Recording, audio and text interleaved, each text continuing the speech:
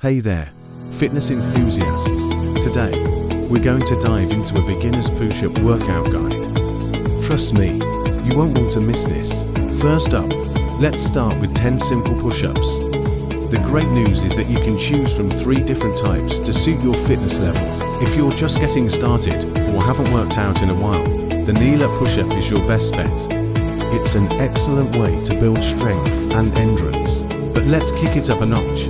If you're more advanced, try the classic push-up for your first 10 reps. This variation will really challenge your muscles and get your heart pumping. And for those who are feeling extra confident, go for the explosive push-up.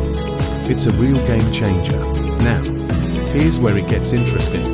Complete this circuit 3 times and rest for about 1 minute between each set. By the end of the 3rd set, I promise you'll feel incredible and be hooked on these push-ups. Don't forget to hit that like button if you found this workout helpful, and subscribe so you don't miss out on more fitness tips and routines. Thanks for tuning in, and keep staying fit and healthy.